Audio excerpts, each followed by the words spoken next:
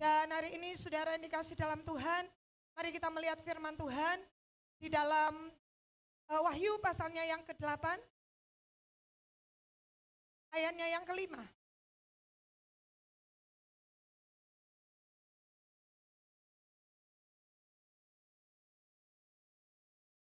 Mari kita lihat Wahyu pasal 8 ayatnya yang ke-5.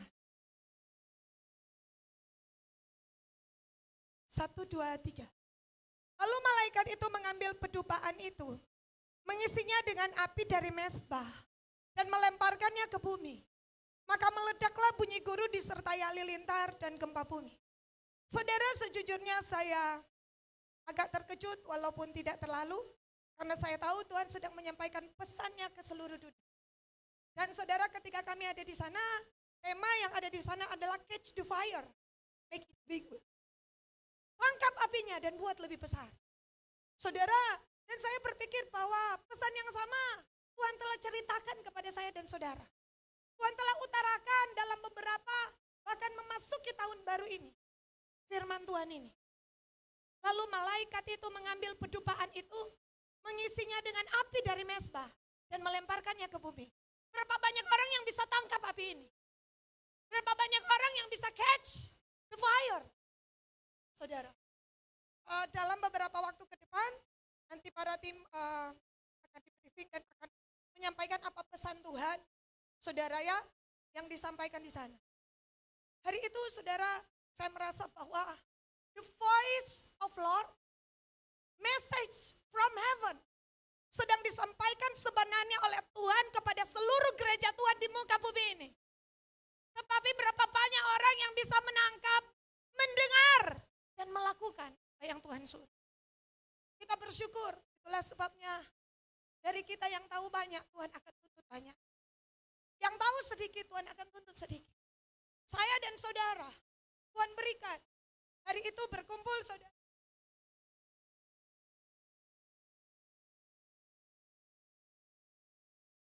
Dengan sebuah keajaiban.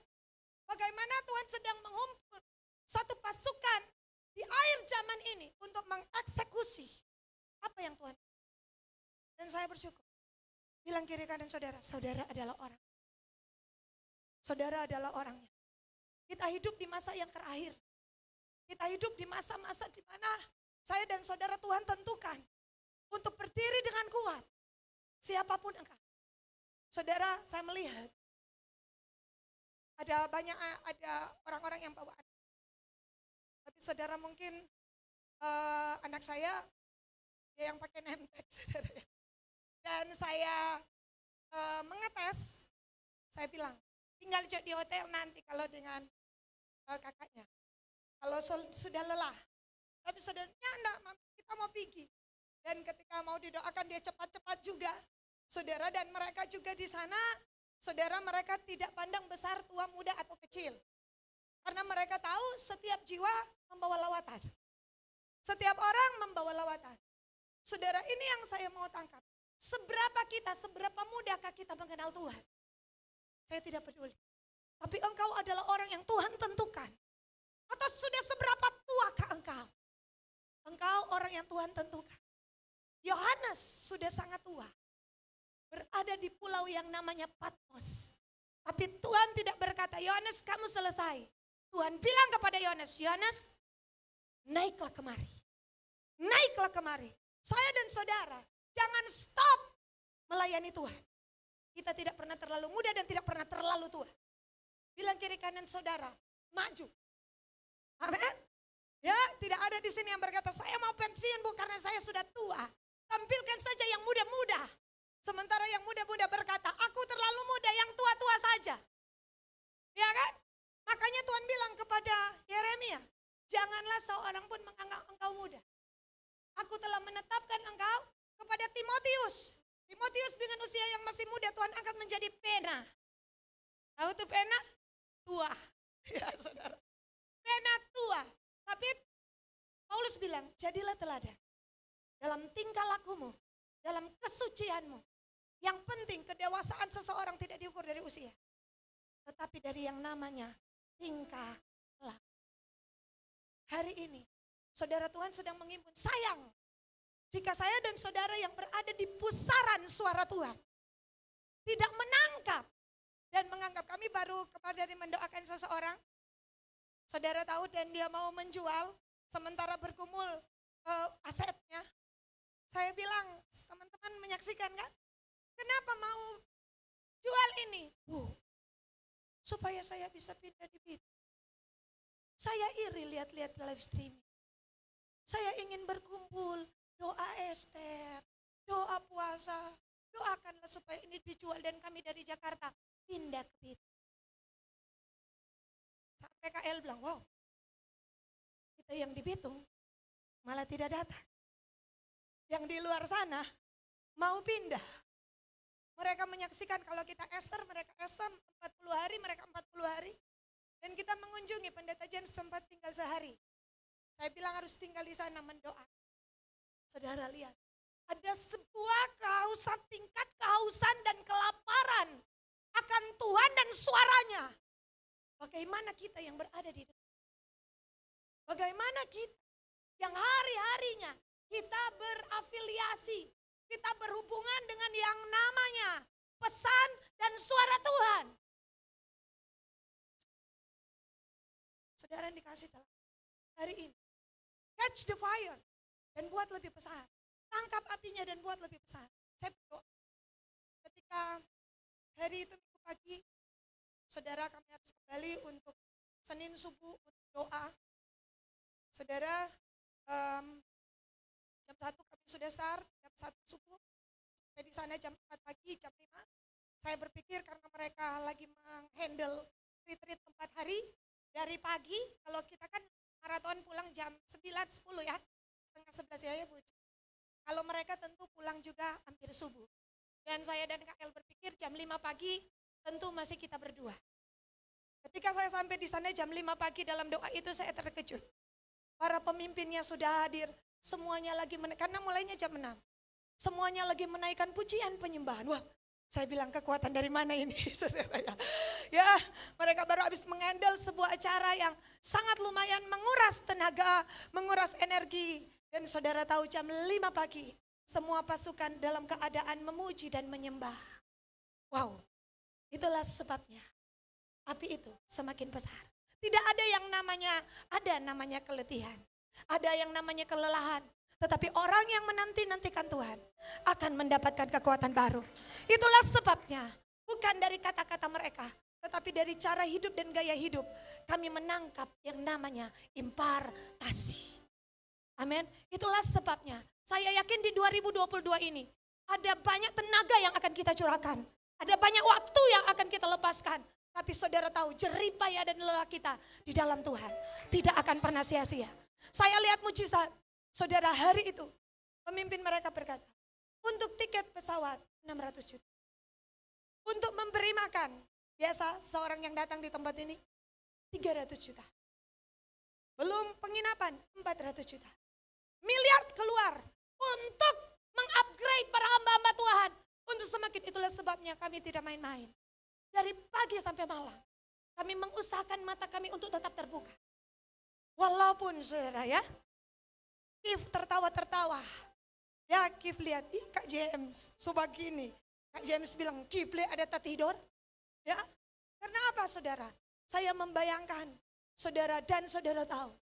Dengan anggaran di atas 1 miliar, Tuhan menyediakan. Apa yang kita perlukan, Tuhan menyediakan. Dialah Yehova Jireh, dialah Allah Immanuel. Saya mendengar kesaksian-kesaksian yang ajaib.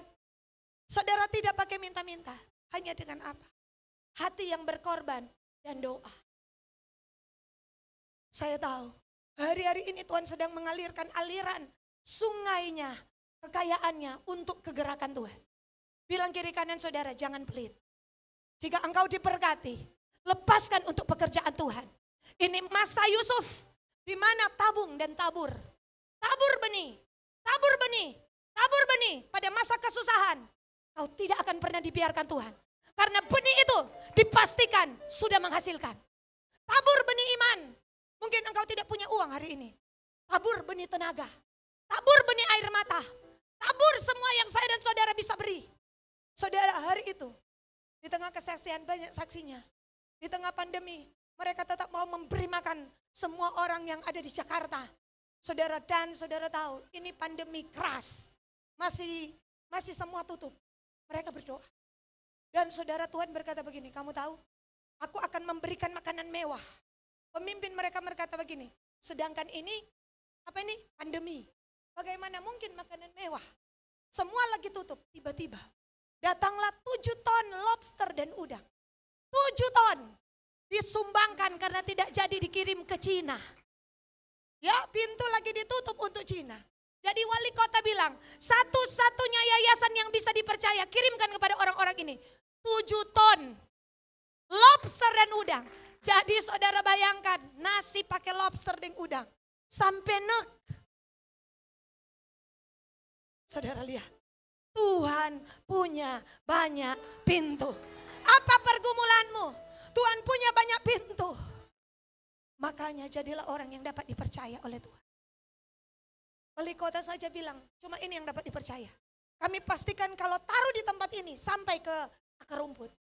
Kalau taruh di tempat lain belum tentu sampai. Pastikan ketika Tuhan bilang kalau aku taruh di kantongmu, pasti sampai di bawah. Kalau taruh di kantong yang satu, pasti dia pakai sendiri. Jadi malaikat kirimkan kepada yang bisa dipercaya. Amin. Jadi kantong kita dapat, kantong orang lain dapat. Haleluya. Tuhan sedang mencari. Kitab Ayub berkata, nanti kita buka berikut. Ada banyak orang-orangnya yang tidak dapat dipercaya. Hari ini, saudara, ketika kita tangkap api daripada Tuhan. Saya berdoa pada minggu pagi, Tuhan, saya mau sampaikan apa? Di depan saya berdiri Alkitab berjalan.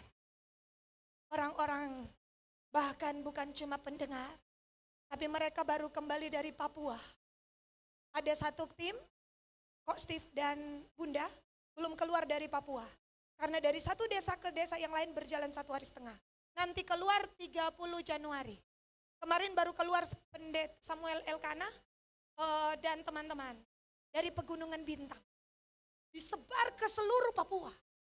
Menghadapi resiko. Tapi saudara, untuk apa? Menyampaikan Injil. Tidak menyayangkan nyawa mereka. Dan mereka ada di seminar. Menyampaikan sesuatu yang bukan mereka hanya katakan, tetapi mereka hidupi. Saudara, hari itu saya melihat. Saudara, sebuah tindakan iman. Sebuah hal yang meresikokan hidup. Namun Tuhan yang mempertahankan hidupku ini. Ya saudara, dan saudara yang dikasih dalam Tuhan. Ketika hari itu harus menyampaikan sebuah pesan, saya berdoa. Dan Tuhan menyampaikan pesan ini. Bahwa Kisah Rasul pasal 28.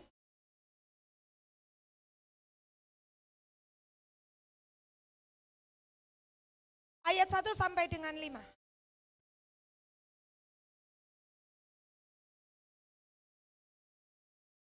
Mari kita baca. Mari kita tangkap api Tuhan. Setelah kami tiba di Malta dengan selamat di pantai, barulah kami tahu bahwa daratan itu adalah Pulau Malta. Ceritanya sudah tahu ya, ada 276 orang yang bersama dengan Paulus. Saudara ya, ayat kita lihat dulu Kisah 27 ayat 36-37. 36-3. Maka kuatlah hati semua orang itu dan mereka pun makan juga. Ini kapal sudah kandas 37. Jumlah kami semua yang di kapal itu 276 jiwa. Jadi jiwa per jiwa, saudara, dihargai oleh Tuhan.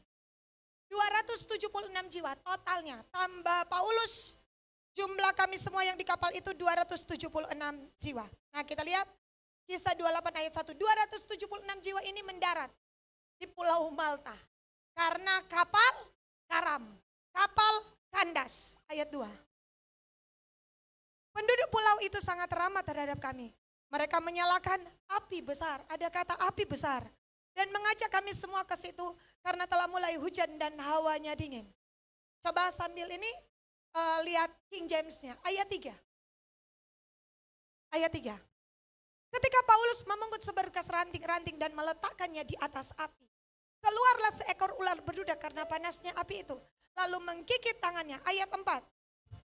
Ketika orang-orang itu melihat ular itu terpaut pada tangan Paulus, mereka berkata seorang kepada yang lain, orang ini sudah pasti seorang pembunuh. Sebab meskipun ia telah luput dari laut, ia tidak dibiarkan hidup oleh Dewi Keadilan. Ayat 5. Tetapi Paulus mengibaskan ular itu ke dalam api. Dan ia sama sekali tidak menderita sesuatu. Saudara, kemudian kita baca saja selanjutnya sampai dengan ayat 10. Lanjut. Namun mereka menyangka bahwa ia akan bengkak atau akan mati rebah seketika itu juga. Tetapi sesudah lama menanti-nanti mereka melihat bahwa tidak ada apa-apa yang terjadi padanya. Maka sebaliknya mereka berpendapat bahwa ia seorang dewa. Ayat 7. Tidak jauh dari tempat itu ada tanah milik gubernur pulau itu. Gubernur itu namanya Publius. Ia menyambut kami dan menjamu kami dengan ramahnya selama 3 hari. 8. Ketika itu ayah Publius terbaring karena sakit demam dan disentri. Paulus masuk ke kamarnya. Ia berdoa serta menumpangkan tangan ke atasnya dan menyembuhkan dia. Terus sesudah peristiwa itu datanglah juga orang-orang sakit lain dari pulau itu. Dan mereka pun disembuhkan juga. Ayat 10. Mereka sangat menghormati kami. Dan ketika kami bertolak mereka menyediakan segala sesuatu yang kami perlukan. Mari kita mundur di dalam ayatnya yang kedua. Penduduk pulau itu sangat ramah. King James-nya mengatakan bahwa saudara atau New English Translation Net mengatakan nah ini. No little kindness. Kebaikan yang tidak kecil. New English Translation mengatakan extraordinary kindness. Kasih yang di atas rata-rata. Ya, no little ya. Show us no little kindness. Nah, kira-kira yang tahu bahasa Inggris inilah ya. Saudara, benar ya apa yang saya benar? Oh, oke. Yang pakar-pakar sudah angkat. Ya, oke. Ya, saudara. Jadi saudara ini bukan kebaikan yang kecil. Tapi besar dari kebaikan yang di atas rata-rata. Kalau orang baik kepada kita dan kita baik, itu mah kecil. Tapi ketika orang tidak baik dan kita baik, itu extraordinary. Itu api besar. Itu api besar. Ketika kita memberkati kepada orang yang tidak mungkin bisa membalas, itu extraordinary. Ketika kita memberi, justru di saat kita butuh. Justru di saat hari ini kita lagi pas-pas. Banyak orang memberi karena apa? Oh, mau tunggu kok dulu. Mau tunggu kalau ini cair. Mau tunggu kalau belum cair, cair ya beku. Ya, tapi ada orang-orang yang berani melangkah. Saudara, hari ini izinkan saya dan saudara membuat api itu semakin besar. Saudara, makanya Tuhan selalu bilang berikan maaf kepada orang-orang yang mungkin tidak layak saya dan saudara maafkan. Itu api besar. Itu kasih. Itu kasih. Kasih adalah saya dan saudara tidak layak untuk menerimanya.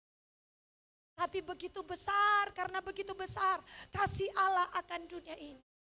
Maka Allah telah mengaruniakan anaknya yang tunggal. Hari ini Tuhan ingatkan saya dan saudara. Ada api besar dalam hidup, dalam gereja ini. Dan saking besarnya api itu, 276 orang hangat. Ya kan saudara bayangkan 276 orang. Baru habis batobo. Dingin. Hawa lagi di Pulau Malta dingin sama yang di Modo Inding. Tiba-tiba ada yang menyalakan. Kalau api itu kecil tidak cukup 276. Butuh api besar. Butuh hari-hari ini. Orang-orang di sekeliling kita, orang-orang di sekitar kita. Butuh api besar. Api kuncinya. Api kunci. Orang-orang saudara yang sekarang saudara. Dalam keadaan yang putus asa. Butuh perkataan menghibur. Butuh perkataan menguatkan. Butuh api besar. Berikan. Apa yang bisa saudara berikan? Bagaimana kita bisa beri jika kita tidak punya? Apakah kita masih memiliki api itu? Itulah sebabnya kita nggak bisa mengasihi orang karena apa? Api itu sudah padam dalam hidup kita. Kita bisa beri jika itu ada pada kita. Amin. Makanya Petrus dan Yohanes bilang, emas dan perak tidak ada padaku, tapi apa yang ada padaku, kuberikan kepadamu. Ya, demi nama Yesus Kristus orang Nazaret itu, berjalanlah. Apa yang dia punya, kuasa. Dan berdasarkan apa yang dia punya, itu yang dia lepaskan. Seberapa besar yang engkau punya, itu yang engkau lepaskan. Kalau engkau punya api besar, engkau mampu melepaskan kasih. Kalau engkau tidak punya api, engkau lepaskan hanya dendam, sungut-sungut, masalah, dan berteriak-berteriak dan mengeluh. Mari kita balikan keadaan. Sebab api itu ada dalam hidup saya dan saudara. Alkitab mengatakan, mari kita balik ke Sangihe Talaut. Ya saudara. Mari kita balik kembali ke Indonesia. Saya tidak tahu apa yang seterusnya ini saudara. Ya, yang ketiga, ya ini dia. Penduduk pulau itu sangat ramah terhadap kami. Mereka menyalakan api besar dan mengajak kami ke situ karena telah mulai hujan dan hawanya. Haleluya. Bilang kiri kanan, kamu punya api besar. Kamu punya api besar. Berikan. Berikan pada orang lain. Berikan. Bahkan api itu mungkin didikan. Didikan. Untuk orang itu bisa bangkit. Untuk orang itu bisa bergerak. Alkitab bilang ayat 3. Ayat 3. Ketika Paulus memungut, perhatikan, seberkas ranting-ranting dan meletakkannya di atas api. Apa maksud Paulus untuk tambah ranting di api? Semua pasti tahu. Supaya api tetap menyala dan api semakin besar. Itu maksudnya. Itu maksudnya. Ini yang ketika itu Tuhan sampaikan. Ketika saya berdoa pagi itu Tuhan berkata, Paulus adalah orang yang membuat api yang ia tangkap semakin besar. Dia ambil itu dengan tangannya. Dan tiba-tiba ular tidak tahan. Keluarlah seekor ular belurak. Karena apa dia keluar? Karena api panas. Pertama dia basarang di situ. Sudah menjadi markas. Makanya Yesus berkata, mengapa rumahku kalian jadikan sarang penyamun? Dengan apa sarang terjadi? Ketika tidak ada doa. Bukankah rumahku adalah rumah doa? Matius 21 ayat 13. Yuk kita lihat. Ini ular basarang. Yuk Matius 21 ayat 13. Nah, Yesus yang berkatakan ini. Dan berkata kepada mereka, ada tertulis rumahku akan disebut rumah doa. Tetapi kamu menjadikannya sarang. Kalau tidak ada doa, ular basarang. Bobok di gereja. Dia bobok dari tadi. Sampai ada api besar. Mulai panas dia. Amin. Dan Tuhan lihat secara alam roh. Banyak hari itu di gereja hari itu. Bukan main ular basarang bobok-bobok. Kenapa? Karena imam-imam tidak berdoa. Makanya saudara, ya tidak ada kuasa. Yang ada adalah perkara-perkara ular. Yang disimpan dan tertutup rapi. Selama tidak ada doa, kejahatan akan terbungkus rapi.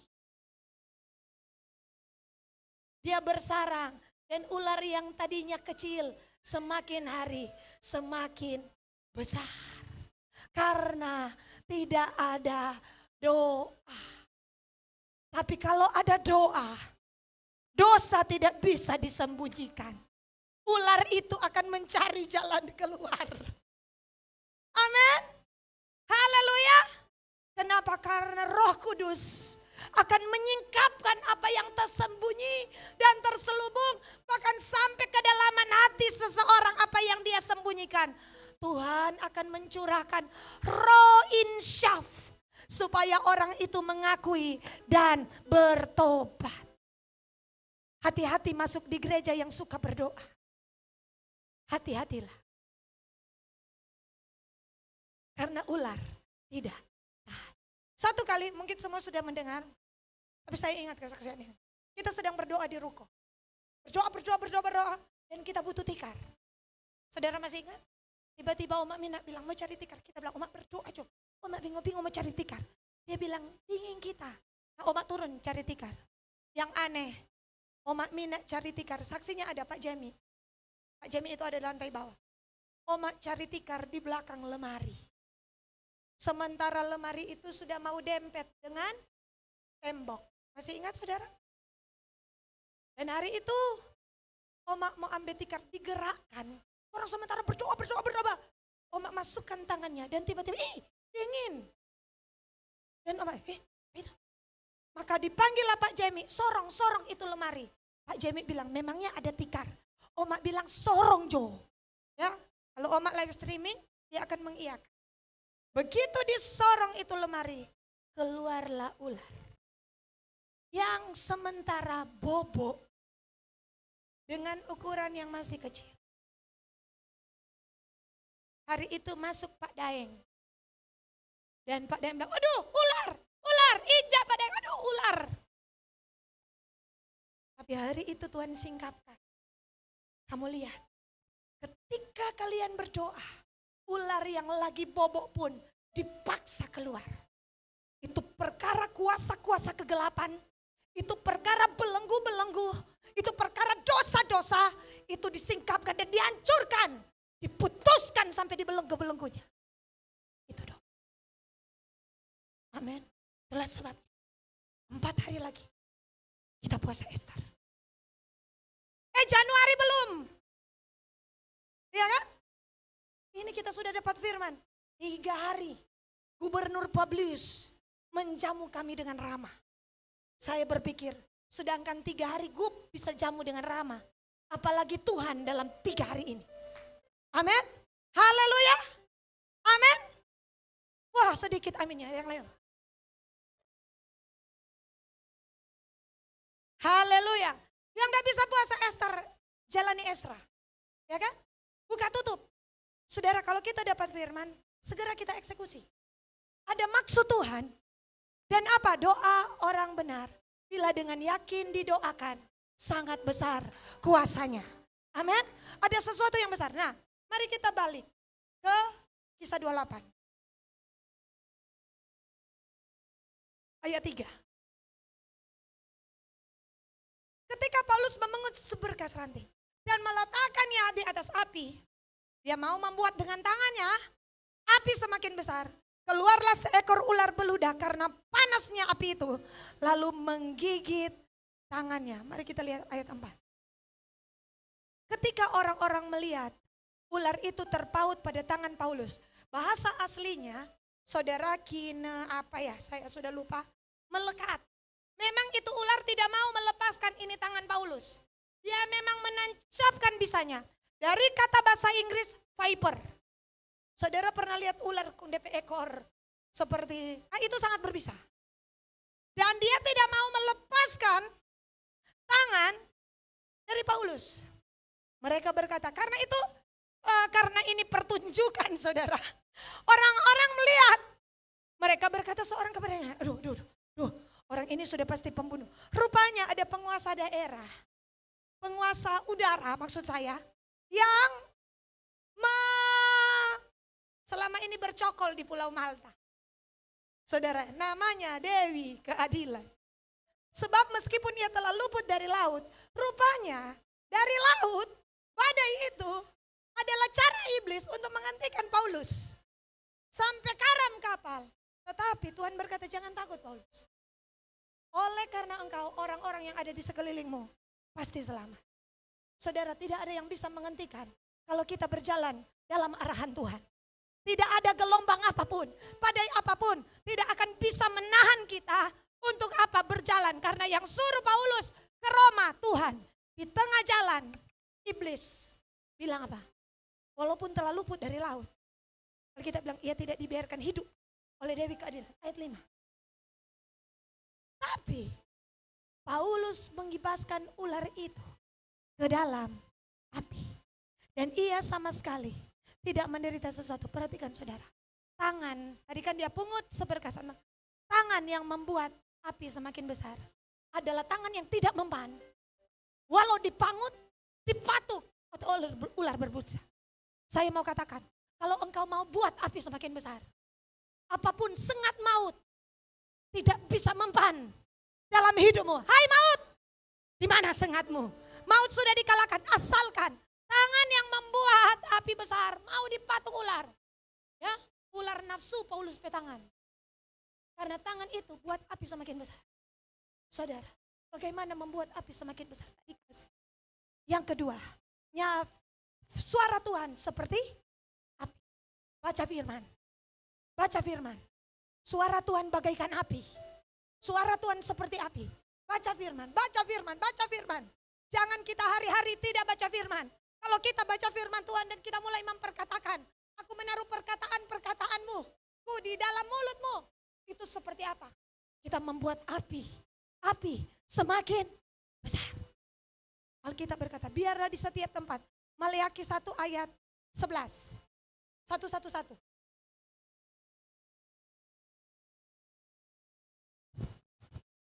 Sebab dari terbitnya sampai kepada terbenamnya matahari, namaku besar di antara bangsa-bangsa. Dan di setiap tempat dibakar, dipersembahkan korban bagi nama. Dan juga yang sebab namaku besar di antara bangsa-bangsa. Firman Tuhan semesta alam. Di setiap tempat dibakar. Saudara, biarlah di setiap rumah keluarga Kingdom Vision ada api. Sehingga ketika kita datang di tempat ini, semuanya bawa api Tuhan. Semuanya bawa firman Tuhan. Bayangkan ketika kita berkumpul semuanya bawa api Tuhan. Sebuah ini yang namanya ledakan kuasa. Ini yang namanya saudara datang bawa api. Masing-masing. Kenapa? Karena di setiap rumah kita, di setiap tempat ada api. Haleluya. Mari kembali. Kita bangun. Kita bangun lagi. Kita bangun lagi. Supaya apa saudara? Itu tadi. Ada yang namanya sengat maut. Sengat ular. Makanya Tuhan janji di Mazmur 91 ayat 13. Kita dapat kemarin, Ibu Dina dapat di Menara Doa. Mazmur 91 ayat 13. Singa dan ular tedung akan kau langkahi. Engkau akan menginjak anak singa dan ular naga. Saudara lihat nih ular tadi. So jadi naga dia di kitab Wahyu. Di Kisah Para Rasul dia jadi ular tedung. Dia jadi di saudara ya, di kitab Wahyu. Dari Taman Eden. Ini ular. Saudara enggak kapok-kapok dia. Saudara sampai dia akan berhadapan dengan gereja Tuhan. Ya saudara. Dan Alkitab berkata dia mau coba. Tetapi ular naga itu akan diinjak. Amin. Katakan kiri kanan. Meremukkan kepala ular. Ini bicara apa? Penyakit sambar. DBD, malaria, tifus, omikron. Di dalam nama Tuhan Yesus Kristus, patah, hancur. Amin. Saudara, ini firman Tuhan, janji Tuhan bagi saya dan saudara. Di tempat ini, setiap waktu sudah berjam-jam, kita bakar, apa ini saudara? Dupa, api. Dan saya tahu, ini akan seperti bola salju yang semakin hari, semakin besar. Hari Selasa, briefing seluruh pendoa, tidak boleh tidak ada yang tidak hadir. Saudara ya. Karena apa? Tuhan memberikan kita kuasa untuk menginjak ular dan kalajengking dan untuk menahan. Ada kata menahan. Saya dan saudara Tuhan yang kasih otoritas. Menahan kekuatan musuh. Menahan kekuatan musuh. Dan kita akan training bagaimana kita menahan kekuatan musuh. Hari Selasa seluruh pendoa dimulai siang, nanti Ibu Lisa yang atur. Saudara, untuk apa? Otoritas. Saudara tahu, memasuki akhir tahun tepat ternyata pada saat kita doa di tempat ini. Di satu tempat, di satu provinsi di Indonesia. Saat itu tanggal 29-30 ya kita doa di tempat ini. Sudah gempa 90 kali. Kita tidak pernah tahu. Tapi Tuhan memelihara Sulawesi Utara. Itulah sebabnya kita diperintahkan untuk deklarasi jam 4 pagi. Dari 10 Desember sampai 10 Januari. Saudara untuk apa? Menahan. Kenapa?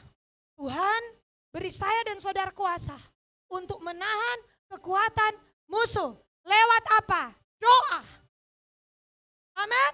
Lewat apa? Doa. Adakah yang mau serbu rumah tanggamu? Tahan. Bahkan saudara balikan, hancurkan. Dengan apa? Doa. Amin. Haleluya. Saudara, mari kita kembali ke Kisah 28. Ayatnya yang ke-5 tadi, masih di 5. Tapi tangan itu, Paulus mengebaskan. Tangan itu, tangan yang memperbesar api. Tangan yang mengebaskan. Saudara, kebaskan semua hal-hal yang tidak berguna dari hidup kita. Itu ular mau bagantung di tangan Paulus. Kebaskan. Itu kemarahan mau bagantung di hati.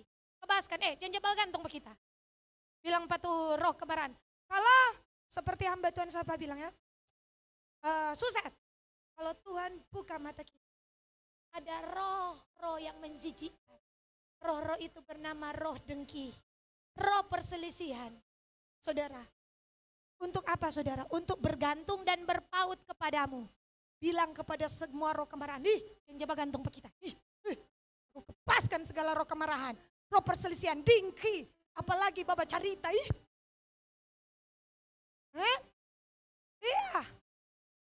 Iya, pemfitnah, ya perseteruan, perselisihan. Kita nih mau dan dia. Roh apa itu? Itu roh kejijikan. Amin. Miliki roh kasih, roh damai sejahtera. Sampai saudara tahu, saudara kehilangan seseorang yang saudara cintai. Teman pelayananmu, teman yang orang, baru kita menyesal. Dulu ada baku dekat, baku garo. Nanti satu so pergi. Baru orang mau menyesal. Segala sesuatu ada waktunya di muka bumi ini. Segala sesuatu ada masanya. Ada waktunya, kadangkala baku pastiu. Mar kalau setiap hari so baku pastiu, so lain itu. Itu so ada bagantong. Lihat itu Paulus. Paulus bilang, kenapa? Mau bagantong di tangan Paulus, DP gigi. Ya Paulus kebaskan. Ke dalam, perhatikan. Hanya api besar. Hanya api besar, lihat. Bukan kebaskan biasa. Ke dalam api. Hanya api besar yang dapat mematikan ular. Selama ada api besar di tempat ini, saya tahu, saudara harus bertindak, kebaskan saja. Dia hancur, dia mati, dendam, iri hati, tidak menghormati orang tua, roh-roh pemberontakan, persinahan, perjambulan, sihir, mantra, tenung, kutuk yang diucapkan orang, itu seperti viper. Saudara ingat, di Wahyu 9, dikatakan dari lubang jurang maut, akan keluar ya belalang yang mulut dan ekornya seperti ular. Kapan itu? Di akhir zaman. Ada banyak orang yang akan mati tersengat ular. Tapi saya dan saudara tidak memban. Kebaskan, kebaskan. Selama tanganmu memiliki niat untuk apa? Kerja buat Tuhan. Kerja, jangan pakai tangan ini untuk kekerasan. Apalagi tampar istri. Kalau engkau pakai tangan ini untuk kekerasan, viper gigi kena. Jangan pakai mulut ini untuk kekerasan. Itu kecicikan di mata Tuhan. Hari ini dengarkan firman Tuhan. Dan ia sama sekali tidak menderita sesuatu. Saudara lihat, malah yang terjadi adalah ayat 6. Mereka menyangka bahwa ia akan bengkak, mati rebah seketika. Tapi sesudah lama menanti-nanti, mereka melihat bahwa tidak ada apa-apa. Semua kaget, ayat 7. Tidak jauh dari tempat itu ada tanah milik gubernur. Saudara tadi ketika viper itu, ketika itu datang, saudara tahu ada 2 juta orang Israel. Sama-sama, saya ingat ayat ini, sama-sama minum dari batu karang yang sama. Melintasi laut teberau yang sama. Tetapi sayang akhir hidup mereka berbeda. Banyak yang mati dipagut ular. 1 Korintus 10. Kita lihat sejenak.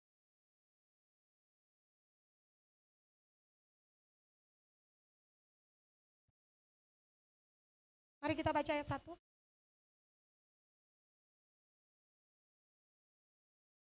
Aku mau supaya kamu mengetahui saudara-saudara, bahwa nenek moyang kita semua berada di bawah perlindungan awan.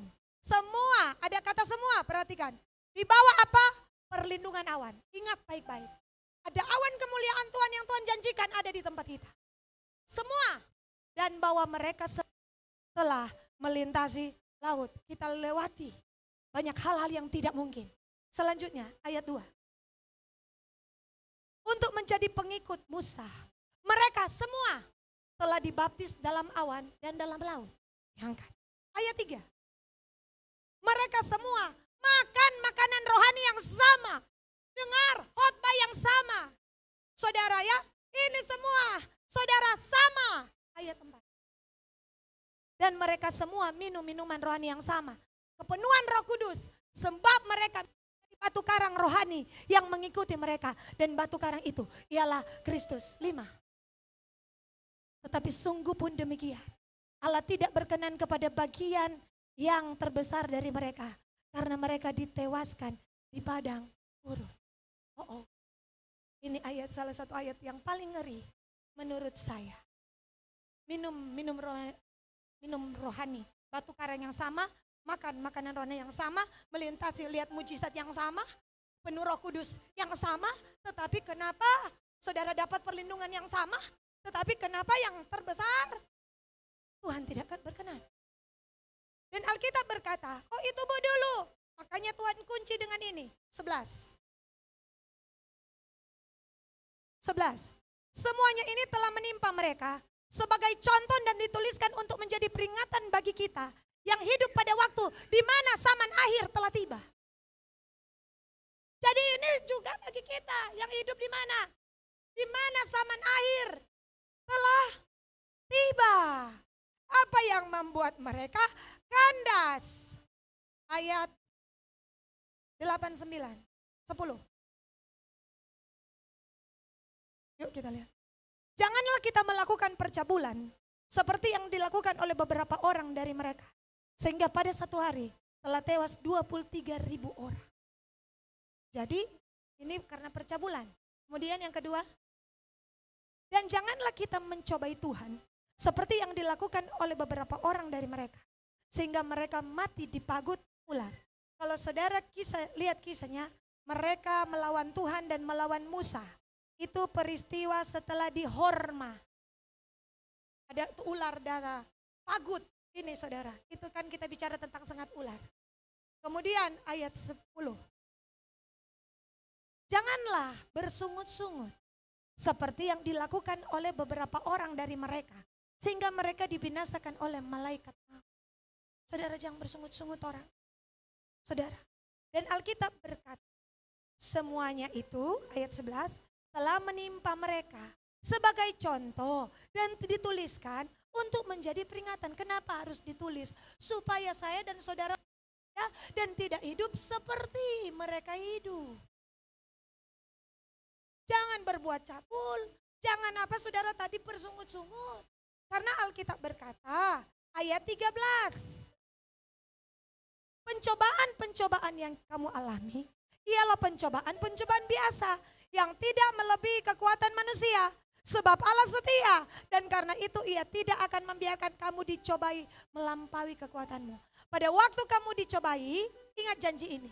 Ia akan jalan keluar, ada akses sehingga kamu dapat menanggung. Saudara pernah naik di gedung bertingkat? Misalnya 10 ya, paling di sini banyak 10. Tanah goyang. Dan ditulis begini, lift tidak bisa digunakan. Sementara tanah goyang dan saudara, jangan flow di situ. Karena ada akses yang lain. DP nama, tangga. Tetap ada jalan keluar. Itu notu DP nama jalur evakuasi. Di tengah pencobaan, jangan flow. Ada jalan keluar, namanya jalan evakuasi. Tuhan mau evakuasi kasih yang tapi anak. Tuhan tolong. Saudara pernah dengar cerita? Di tengah itu datanglah helikopter banjir. Dan dia berkata, tidak, nanti Tuhan mau tolong Pak kita. Iya kan? Datanglah apa? Petugas SOS. Tidak, nanti Tuhan mau tolong Pak kita. Kemudian dia mati. Dan dia komplain, Tuhan kenapa Tuhan tidak tolong saya. No, tuh tadi tadi kirim tuh petugas SOS. Helikopter dan kepangannya bagantong di situ. Ini cuma sekilas info. Tapi yang jelas, Tuhan punya jalur evakuasi.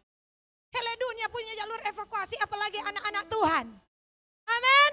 Haleluya. Bilang saudara, engkau punya jalur khusus. Engkau punya jalur khusus. Ya tak? Itu DP nama akses. Wahyu 4 ada kata bahasa Inggris King James naik ke kamari. Ada kata the throne of access. Yes, sedap. Amin. Kenapa engkau bisa masuk di situ? Ada akses. Haleluya. Ada akses. Ini Tuhan akan berikan jalan keluar. Perhatikan. Jalan keluar. Jalan keluar. Tuhan janji kepada saya dan saudara. Tuhan cuma minta apa? Ayat 16. 16. Terus ayat 1 Korintus 4. Bukankah cawan pengucapan syukur yang atasnya kita ucapkan syukur adalah persekutuan dengan darah Kristus? Ada satu cawan, namanya cawan ucapan syukur. Saudara, apapun keadaan kita, penuhi cawan itu dengan ucapan syukur. Ada yang namanya cawan doa kan? Kita lihat di Wahyu 5 ayat 8, itulah doa orang-orang kudus. Asap kemenyan, tapi ada juga cawan yang namanya ucapan syukur. Mari penuhi ketika kita sakit. Ketika kita dalam pergumulan, bersyukurlah, terima kasihlah, penuhi dengan ucapan syukur. Nanti Tuhan akan sediakan jalan keluar. 5 roti 2 ikan, cukup untuk 5.000 orang. Karena Tuhan Yesus angkat dan berkata, Bapa, aku mengucap syukur kepadamu. Lazarus yang 4 hari mati bangkit, kenapa? Karena dia, Bapa, aku mengucap syukur kepadamu. Apa yang mati? Bisa bangkit. Bersyukurlah. Amin. Bersyukur dalam segala sesuatu. Bersyukur dalam segala perkara. Amin. Haleluya. Bilang kiri kanan bersyukur. Bersyukur. Bersyukur. Bersyukur. Amin. Bersyukur. Bersyukur. Karena kasih setiamu. Amin. Ku sembah. Ku sembah. Ku sembah. Dan ku sembah. Selama hidupku. Ku sembah. Kau Tuhan, di tengah penderitaan kita bersyukur. Waktu kami bawa pulang alat-alat servernya kemarin yang sudah terbakar itu, saya ingat suami saya bilang, Ma, bersyukur. Saya bilang, bagaimana Pi? Bersyukur. Kita berdua berhadapan dan berkata, bersyukur, bersyukur, bersyukur. Bersyukur karena kasih setiamu. Kami bawa pulang dan kemarin saya minta Pak Erdi tunggu di depan. Saya bilang ini dus berat sekali. Jangan sampai kita kelebihan kilo. Jadi tunggulah Pak Erdi dan Ci Ana Linda di depan. Mereka telepon kemudian setengah. Bu sudah orang berdoa di sini. Kita bilang sementara ditimbang. Saudara dan KL mulai hurat. Ini bagaimana saya pikir, sotalebe ini 25 tambah 17, tak sobat kalkulator. Tetapi orang yang berapa begini, bagaimana begini dia jadi bingung-bingung. Lalu KL bilang, pas saja ya, pas saja ya. Oh ya, kalau begitu pas saja. Pas. Ya 25 tambah 17, kita sebelumnya kita bilang, Papa, kenapa kami yang bawa ini? Server berat-berat, kan besi ya. Berapa dos? 3 dos. Dan di luar, dia bilang, orang so boleh pulang? Orang so boleh pulang? Orang kok so berdoa? Pasti kita bilang, sudah pas. Setelah lewat, Anda bilang, bagaimana bisa pas? Kita bilang, tahu dia sudah jadi bingung-bingung bagaimana. Kong KL bilang, pas juga pas kok. Harus kita tutup, hurabasyak, kata karabasyak. Saya pikir, 1 kilo berapa? 100 lebih? Kali 30, 40 kilo. Aduh bagaimana ini saudara ya? Tapi saudara Tuhan selalu memberikan. Saya ingat, oh ini alat ini waktu tabakar orang udah mengucap syukur. Pantas dia lolosnya usah bayar. Saudara, di dalam ucapan syukur ada mujizat, ada kuasa, ada pertolongan. Semuanya boleh baik. Ya kan, boleh baik. Itu kira-kira bulan lalu. Dalam waktu 3 minggu 21 hari. Saudara, semuanya boleh baik. Semuanya walau Eki lama di Jakarta, anggapkan ada pasiarki. Ya, ya saudara. Tapi semuanya boleh Tuhan atur baik. Malah ininya jadi berlipat kali ganda kan. Saya bilang iya. Terima kasih. Terima kasih. Semuanya boleh baik. Dan saudara yang dikasih dalam Tuhan. Ayat terakhir. Tangan yang sama yang membuat besar adalah tangan yang dimiliki oleh Esther. Esther pasalnya yang keempat. Esther 5 saja ayat 1. Saya punya 5-7 menit. Mari kita lihat. Firman ini Tuhan sampaikan ketika kemarin kita di menara doa. Tuhan sampaikan seperti ini. 2 Korintus 6 ayat 2. 2 Korintus 6 ayat 2. Yuk kita lihat. Sebab Allah berfirman, pada waktu aku berkenan, mari katakan aku berkenan. Ketika Tuhan berkenan, aku akan mendengarkan engkau. Dan pada hari aku menyelamatkan, aku akan menolong engkau. Sesungguhnya waktu ini adalah waktu perkenanan itu. Sesungguhnya hari ini adalah hari penyelamatan itu. Tuhan berkata ini adalah the moment of kairos Tuhan. The moment of mercy. Ini adalah waktu makanya tadi pendeta dalam penyembahan. Ayo, sesuatu sedang terbuka di alam roh. Saudara harus belajar tangkap. Jangan menyembah biasa-biasa. Ada sebuah waktu perkenanan yang Tuhan buka. Masuk. Dengan cara apa? Penyembahan. Itulah sebabnya Kingdom Vision harus next level. Kita harus masuk lebih lagi dalam penyembahan. Dengan penghormatan yang sungguh-sungguh di hadapan Tuhan. Dan saudara lihat. Sesuatu yang ajaib akan terjadi.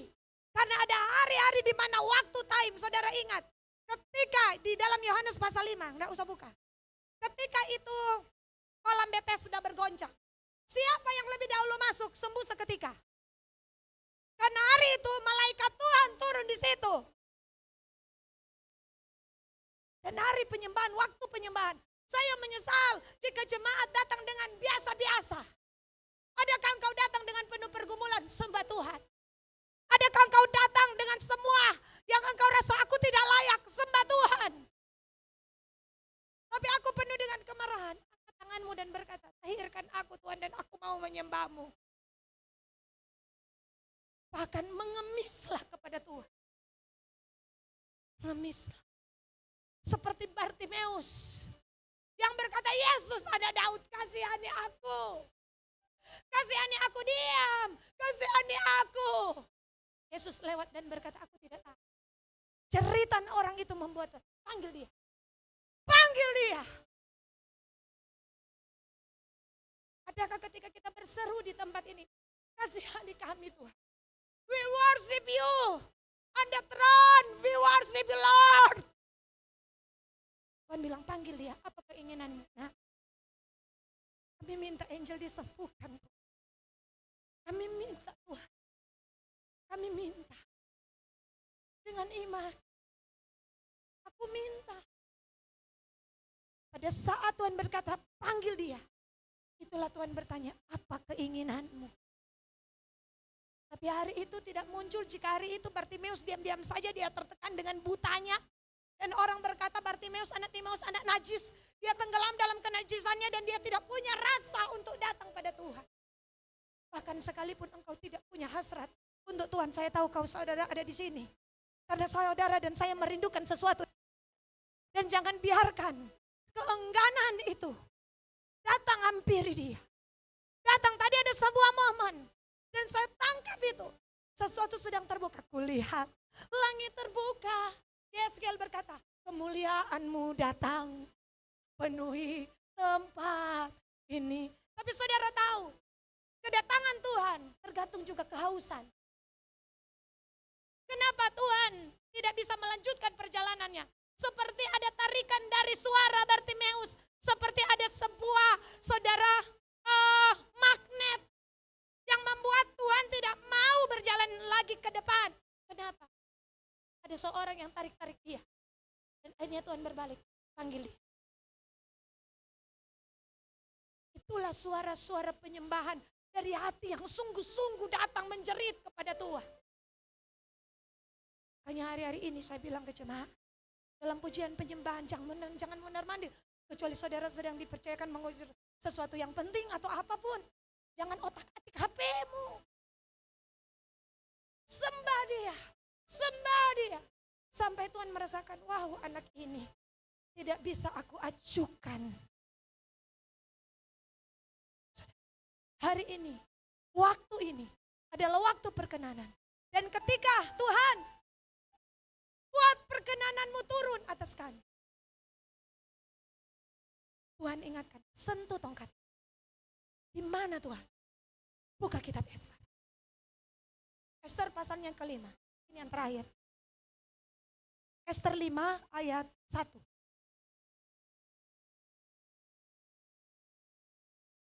Pada hari yang ketiga, Ester mengenakan pakaian ratu lalu berdirilah ia di pelataran dalam istana raja. Tepat depan istana raja. Raja bersemayam di atas tahta kerajaan di dalam istana. Berhadapan dengan pintu istana itu, ayat 2. Ketika raja melihat Ester sang ratu berdiri di pelataran. Lihat tadi, hari ini hari perkenanan. Berkenanlah raja kepadanya. Sehingga raja mengulurkan tongkat emas yang di tangannya ke arah Ester. Lalu mendekatlah Ester dan menyentuh ujung jubah.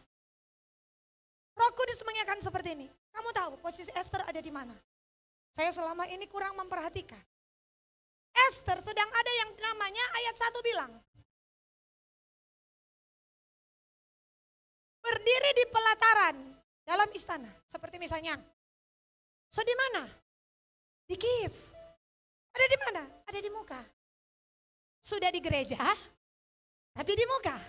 Sudah di istana, tapi di pelataran. Dia berdiri di pelataran. Iya kan? Ada ayatnya. Ya, di pelataran. Ayat 2. Mari kita lihat ayat 2. Ketika raja melihat Ester sang ratu berdiri di pelataran, benar ya? Diulang lagi, dia berada di posisi di dalam istana tetapi posisinya ada di pelataran. Sehingga raja mengulurkan tongkat emas. Raja ada di mana? Mari kita balik ayat 1. Tepat depan istana raja bersemayam di atas tahta kerajaan di dalam istana. Perhatikan. Raja ada di dalam. Di tahta, on the throne. Ester ada di luar. Hari itu, raja mengelurkan tong. Dan Ester yang ada di luar harus masuk ke dalam.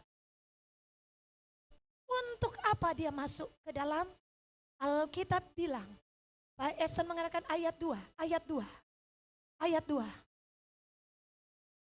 Sehingga raja mengelurkan tongkat emas di tangannya ke lalu mendekatlah Ester dan menyentuh ujung tongkat. Dari luar harus ke dalam demi tongkat perkenanan. Tuhan ingatkan begini. Nah, masuk lebih dalam. Masuk dalam kedalaman. Masuk lebih dalam. Jangan biarkan kalian tetap berada di luar. Tapi masuk ke dalam.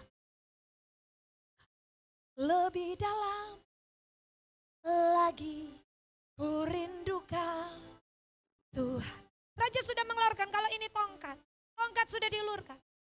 Tetapi yang harus datang Ester. Tangan yang tadi, tangan Paulus. Dia ambil nanti api besar. Tangan kedua adalah tangan yang berkuasa. Adalah tangan yang menyentuh tongkat. Dan tangan yang menyentuh tongkat ini adalah tangan yang menyelamatkan jutaan orang Yahudi. Bukankah tadi dia sudah puasa Ester? Ya.